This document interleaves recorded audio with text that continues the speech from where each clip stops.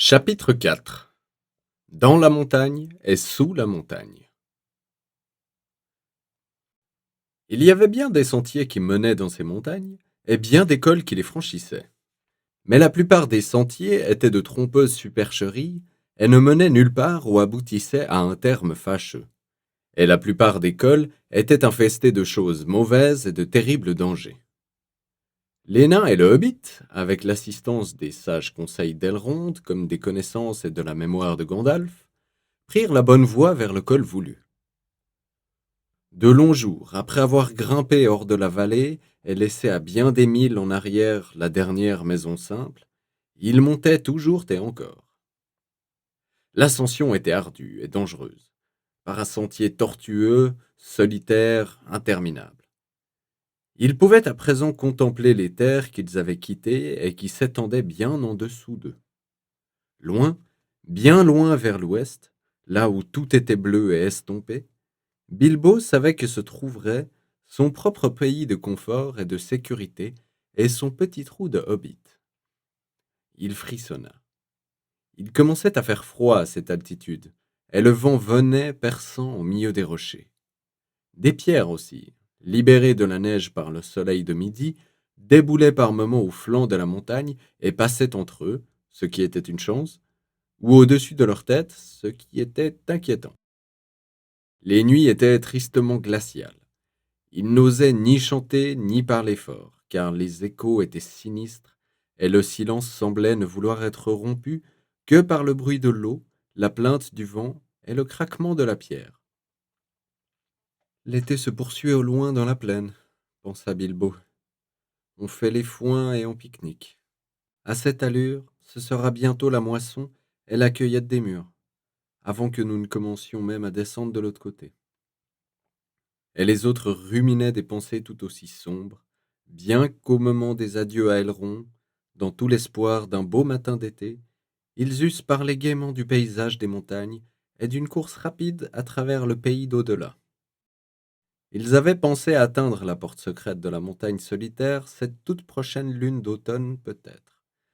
Et peut-être aussi ce sera le jour de Durin, avait-il dit. Seul Gandalf avait hoché la tête sans mot dire. Les nains n'étaient pas passés par là depuis bien des années, mais Gandalf, lui, y était allé, et il savait à quel point le mal et le danger s'étaient développés dans le désert depuis que les dragons avaient chassé les hommes des terres, et que les gobelins s'étaient répandus en secret après la bataille des mines de Moria. Il arrive que les bons plans de sages magiciens tels que Gandalf ou de bons amis tels qu'Elrond deviennent erronés quand on s'engage en de dangereuses aventures au-delà de la limite du désert. Et Gandalf était un magicien assez sage pour ne pas l'ignorer. Il savait que quelque chose d'inattendu pouvait se produire, et il osait à peine espérer qu'il franchirait sans terribles aventures ces énormes et hautes montagnes, aux pics et aux vallées solitaires que nul roi ne gouvernait. Ils ne le firent point. Tout alla bien, jusqu'au jour où ils se heurtèrent à un orage.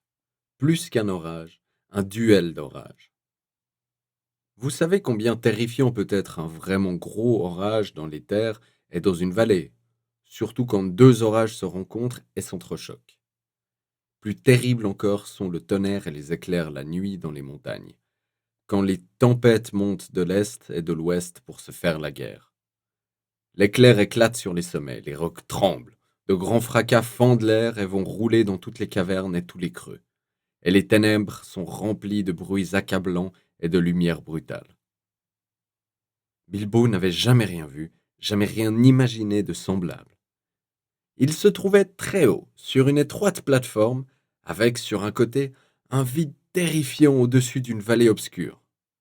Il s'abritait là pour la nuit sous un rocher en surplomb et, enveloppé dans une couverture, Bilbo frissonnait de la tête aux pieds. Quand, à la lueur des éclairs, il jetait un coup d'œil au dehors, il voyait qu'au-delà de la vallée, les géants de pierre étaient sortis et qu'en manière de jeu, ils se lançaient mutuellement des rochers, les rattrapaient et les précipitaient dans les ténèbres, où ils s'écrasaient parmi les arbres loin au-dessous, ou éclataient avec fracas. Puis vinrent le vent et la pluie, et le vent fouettait la pluie et la grêle en tous sens, de sorte qu'un roc en surplomb ne représentait aucune protection. Ils ne tardèrent pas à être trempés. Leurs poneys se tenaient la tête basse et la queue entre les jambes, et certains hennissaient de peur. Ils pouvaient entendre les géants qui s'esclaffaient et criaient partout sur les flancs de la montagne. Ça ne peut pas aller comme ça, dit Thorin. Si nous ne sommes pas emportés par le vent, noyés ou foudroyés, quelque géant nous ramassera et nous projettera en l'air à coups de pied. Eh bien, si vous connaissez un endroit meilleur, emmenez-nous-y, dit Gandalf, qui se sentait très bougon, et lui-même rien moins qu'heureux parmi les géants. La conclusion fut d'envoyer Fili et Kili à la recherche d'un meilleur abri. Ils avaient l'œil vif, et étant les plus jeunes des nains de quelques 50 ans, c'était en général à eux que revenait ce genre de tâche, alors que tout le monde pouvait voir l'inutilité d'en charger Bilbo. Rien ne vaut la recherche lorsqu'on veut trouver quelque chose, c'est du moins ce que Thorin dit aux jeunes nains. Quand on cherche, on trouve généralement quelque chose, mais ce n'est pas toujours exactement ce qu'on voulait. Ce fut ce qui se passa en l'occurrence. Bientôt, Fili et Kili revinrent en rampant et en s'agrippant au rocher pour résister au vent. « Nous avons trouvé une caverne sèche, dirent-ils, pas très loin après le premier tournant. Nous pourrons tous y tenir avec les poneys. »« Vous l'avez entièrement explorée ?» demanda le magicien, sachant que les cavernes dans les montagnes sont rarement inoccupées. « Oui, répondirent-ils. Encore que chacun sût qu'il ne pouvait y avoir passé bien longtemps, ils étaient revenus trop vite. Elle n'est pas si grande que cela, elle ne s'enfonce pas très loin. C'est là, évidemment, le danger des cavernes. On ne sait pas jusqu'où elles vont, parfois, où peut mener le fond d'un passage, ou ce qui vous attend à l'intérieur. Mais la nouvelle apportée par Fili et Kili semblait assez bonne. Ils se levèrent donc tous et s'apprêtèrent à bouger. Le vent hurlait, le tonnerre grondait encore, et ils eurent de la peine à avancer, eux et leurs poneys. Mais il n'y avait pas loin à aller, et avant peu, ils parvinrent à un grand rocher qui faisait saillie dans le sentier. En passant par derrière, on découvrait une voûte basse ouverte dans le flanc de la montagne. L'ouverture était tout juste assez large pour y pousser les poneys après les avoir débarrassés de leur chargement et de leur sel. En passant sous l'arche, ils eurent plaisir à entendre le vent et la pluie au dehors et non plus tout autour d'eux, comme aussi à se sentir à l'abri des géants et de leurs rochers. Mais le magicien ne voulait prendre aucun risque. Il alluma sa baguette, comme il l'avait fait dans la salle à manger de Bilbo ce jour qui paraissait si lointain, rappelez-vous. Et à cette lumière, ils explorèrent la caverne d'un bout à l'autre. Elle paraissait spacieuse, mais ni trop grande ni trop mystérieuse. Le sol était sec, et il s'y trouvait des coins confortables. À une extrémité, il y avait un espace convenable pour les poneys, et ils se tinrent là, bien contents du changement, tout fumant, à mâchonner dans leur musette. Oin et Glóin désiraient allumer un feu à l'entrée pour faire sécher leurs vêtements, mais Gandalf ne voulut rien savoir. Ils étendirent donc leur effet mouillé sur le sol et en sortirent de sec de leurs baluchons.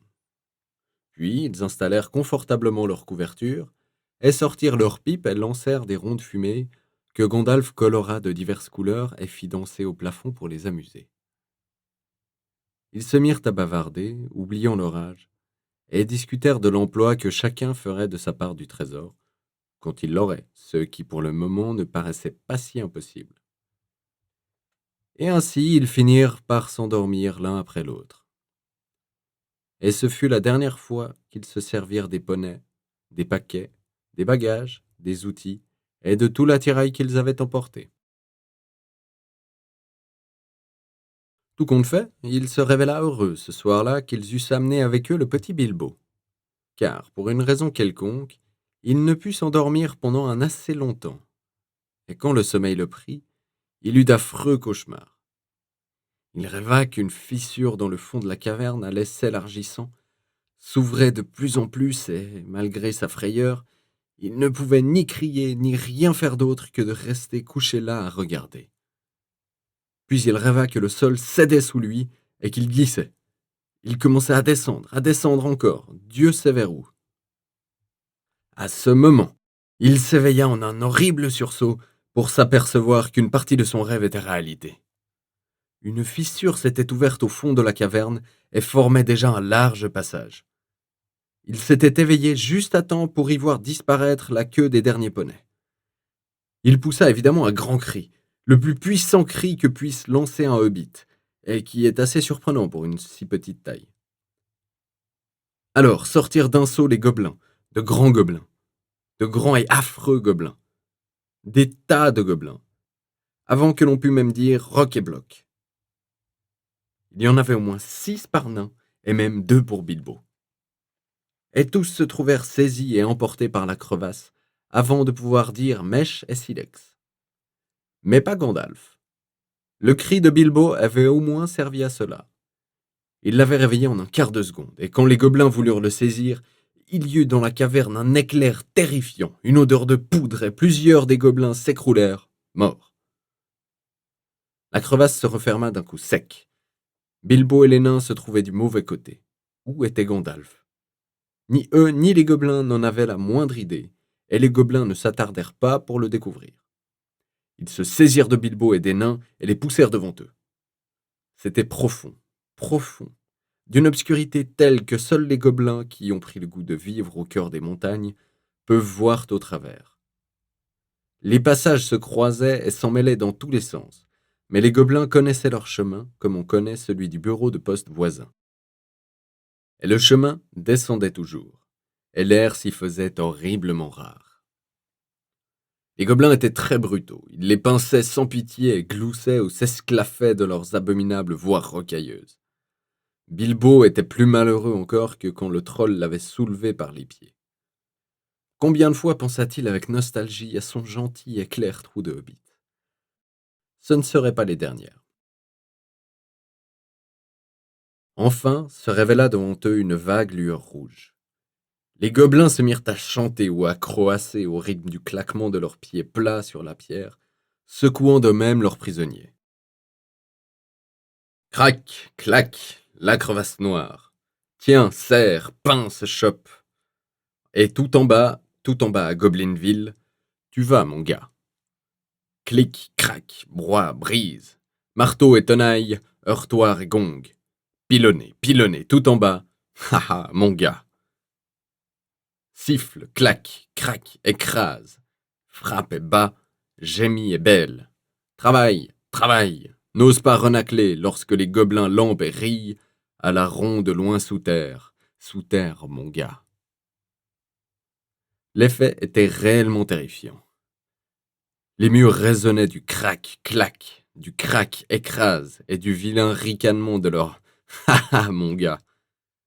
Le sens général de leur chanson n'était que trop clair, car alors les gobelins sortirent des fouets et les cinglèrent sur un siffle-clac et les lancèrent en une course rapide devant eux. Et plus d'un nain gémissait et bêlait comme damné quand ils débouchèrent en trébuchant dans une grande caverne. Elle était éclairée par un grand feu qui brûlait au centre et par des torches alignées sur les murs, et elle était remplie de gobelins. Tous rirent, battant des pieds et des mains, quand les nains, avec le pauvre Bilbo en queue et le plus près des fouets, entrèrent en courant tandis que les gobelins conducteurs poussaient leurs houppes et claquaient leurs fouets derrière eux. Les poneys étaient déjà là, serrés dans un coin, et on voyait tous les bagages et les paquets éventrés que les gobelins fouillaient, reniflaient, manipulaient en se querellant. Ce fut là, je le crains, le dernier aperçu qu'ils eurent de ces excellents petits poneys, y compris un joyeux et robuste petit animal blanc qu'Elrond avait prêté à Gandalf, le cheval de celui-ci ne convenant pas au chemin de montagne. Car les gobelins mangent les chevaux, les poneys et les ânes et d'autres animaux, et ils ont toujours faim. Sur le moment, toutefois, les prisonniers ne pensaient qu'à eux-mêmes. Les gobelins leur enchaînèrent les mains derrière le dos et les lièrent en une seule file. Puis ils les entraînèrent au fond de la caverne, le petit Bilbo à la remorque. Là, assis dans l'ombre, sur une grande pierre plate, était assis un formidable gobelin à la tête énorme. Il était entouré de gobelins armés des haches et des sabres courbes en usage chez eux. Or, les gobelins sont cruels, méchants, et ils ont le cœur mauvais. Ils ne fabriquent pas de belles choses, mais ils en font d'habiles. Ils savent creuser des tunnels et des mines aussi bien que n'importe qui, hormis les nains spécialistes, quand ils s'en donnent la peine, bien qu'ils soient d'ordinaire sales et désordonnés. Les marteaux, les haches, les épées, les poignards, les pioches, les tenailles et aussi les instruments de torture, ils les confectionnent très bien ou les font faire sur leur dessin par d'autres, prisonniers et esclaves qui sont contraints de travailler jusqu'à ce qu'ils meurent par manque d'air et de lumière. Il n'est pas invraisemblable qu'ils aient inventé certains des engins qui ont depuis jeté le trouble dans le monde, surtout les appareils ingénieux faits pour tuer un grand nombre de gens à la fois, car ils ont toujours fait leur délice des rouages, des machines et des explosions, comme aussi de ne pas travailler plus qu'ils n'y étaient obligés. Mais en ce temps-là, et dans ces régions sauvages, ils n'avaient pas encore atteint ce niveau de technicité, comme on dit. Ils ne haïssaient pas particulièrement les nains, pas plus qu'ils ne haïssaient tout le monde et toutes choses, et particulièrement ceux qui étaient ordonnés et prospères. Dans certaines régions, les mauvais nains avaient même fait alliance avec eux. Mais ils gardaient une rancune spéciale aux gens de Thorin, à cause de la guerre dont vous avez entendu parler, mais qui n'entre pas dans ce récit. Et d'ailleurs, les gobelins ne se soucient pas de qui ils attrapent, pourvu que ce soit fait avec habileté et secrètement, et que les prisonniers ne soient pas en état de se défendre. Qui sont ces misérables gens dit le grand gobelin. Des nains et ceux-ci, dit l'un des conducteurs, tirant sur la chaîne de Bilbo, ce qui le fit tomber en avant sur les genoux. Nous les avons trouvés en train de s'abriter dans notre porche d'entrée. Qu'est-ce que vous entendez par là dit le grand gobelin, se tournant vers Thorin. Rien de bon, je suis sûr. Vous espionniez les affaires privées des gens, je suppose. Des voleurs, je ne serais pas surpris de l'apprendre. Des assassins et des amis des elfes, ça n'aurait rien d'étonnant. Allons, qu'avez-vous à dire? Thorin le nain pour vous servir, répondit-il. C'était une simple formule de politesse. Nous n'avons aucune idée des choses que vous soupçonnez ou imaginez. Nous nous étions abrités d'un orage dans ce qui nous avait semblé une caverne commode et inoccupée. Rien n'était plus loin de nous penser que d'incommoder en aucune façon les gobelins. Cela, c'était bien vrai. Fit le grand gobelin. C'est vous qui le dites. Puis-je vous demander ce que vous faisiez dans les montagnes de toute façon, et d'où vous veniez et où vous alliez? En fait, je voudrais savoir tout ce qui vous concerne. Non que cela vous serve à grand-chose, Thorin et Kutchen, j'en sais déjà trop sur les vôtres. Mais dites-nous la vérité, ou je vous ferai préparer quelque chose de particulièrement désagréable. Nous étions en voyage pour rendre visite à nos parents, neveux et nièces, cousins germains issus de Germain, et autres descendants de nos grands-pères, qui vivent à l'est de ces vraiment hospitalières montagnes, répliqua Thorin, ne sachant trop que dire à l'improviste, alors que l'exacte vérité ne pouvait manifestement pas convenir. C'est un menteur, ô réellement terrible, dit l'un des conducteurs. Plusieurs des nôtres furent foudroyés dans la caverne, quand nous avons invité ces créatures à descendre. Et ils sont aussi morts que des pierres. Et il ne s'est pas expliqué sur ceci. Il tendit l'épée que Thorin avait portée, cette épée qui venait de l'antre des trolls.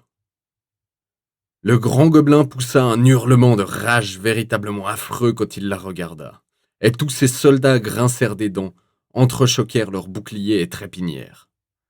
Ils avaient aussitôt reconnu l'épée. Elle avait tué bien des gobelins en son temps, quand les elfes blonds de Gondolin les pourchassaient dans les collines ou bataillaient devant leurs murs. Ils l'avaient appelée Orchrist, le fendoir à gobelins. Mais les gobelins l'appelaient simplement Mordeuse. Ils la haïssaient et haïssaient encore davantage qui la portait. Des meurtriers et des amis des elfes, cria le grand gobelin. Qu'on les écharpe, qu'on les morde, qu'on les broie entre les dents. Emmenez-les au trou noir plein de serpents et qu'ils ne revoient jamais la lumière. Il était dans une telle rage qu'il sauta à bas de son siège et se précipita en personne, bouche ouverte sur Thorin.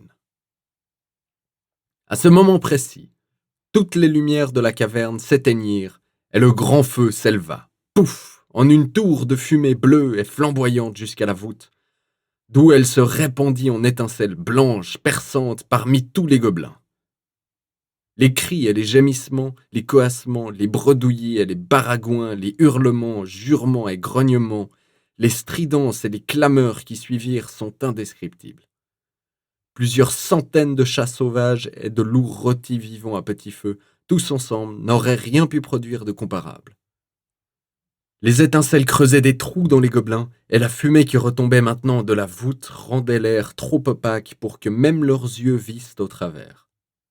Bientôt, ils tombèrent les uns sur les autres et roulèrent en tas sur le sol, mordant, ruant et se débattant comme s'ils étaient tous devenus fous.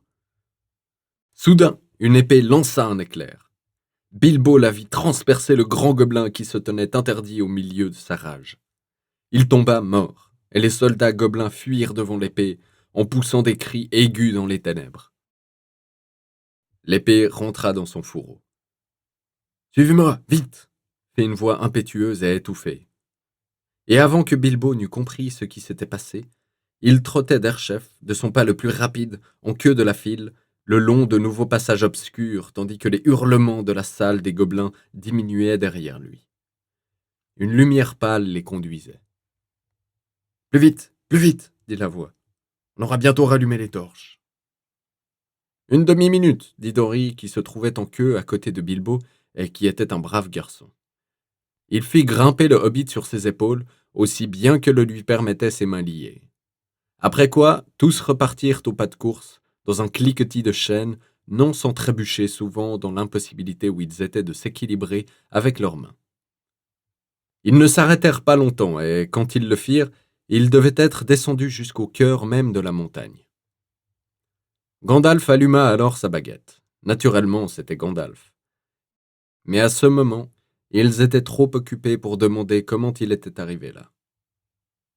Il tira de nouveau son épée, et de nouveau elle lança d'elle-même un éclair dans l'obscurité. Quand des gobelins se trouvaient dans les parages, elle flambait avec une rage qui la faisait étinceler. À présent, elle brillait d'une flamme bleue de joie d'avoir tué le grand seigneur de la cave. Elle n'eut aucune difficulté à trancher les chaînes et à libérer les prisonniers aussi rapidement qu'il était faisable. Cette épée se nommait, vous vous en souvenez, Glamdring, le marteau à ennemi. Les gobelins l'appelaient seulement batteuse, et ils la haïssaient encore plus que mordeuse, si la chose était possible. Orcrist aussi avait été sauvé, car Gandalf l'avait également emporté après l'avoir arraché à l'un des gardes terrifiés. Gandalf pensait presque à tout, et s'il ne pouvait tout faire, il était capable de bien des choses en faveur d'amis en posture critique. « Sommes-nous tous ici ?» demanda-t-il, rendant son épée à Thorin avec un salut. « Voyons. 1, c'est Thorin. 2, 3, 4, 5, 6, 7, 8, 9, 10, 11. Où sont Fili et Kili? Ah, les voici. 12, 13. Et voici Monsieur Saquet, 14. Bon. Les choses pourraient être pires, mais elles pourraient être aussi bien meilleures. Plus de poneys, plus de vivres, pas de renseignements exacts sur l'endroit où nous nous trouvons, et des hordes de gobelins à nos trousses. Allons.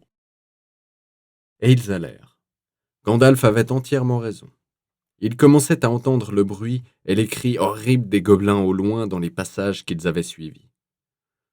Cela les poussa en avant avec plus de hâte que jamais, et comme le pauvre Bilbo n'était vraiment pas en mesure d'aller aussi vite, les nains peuvent rouler à une vitesse fantastique quand c'est nécessaire, je vous le dis, ils se chargèrent de le porter à tour de rôle sur leur dos.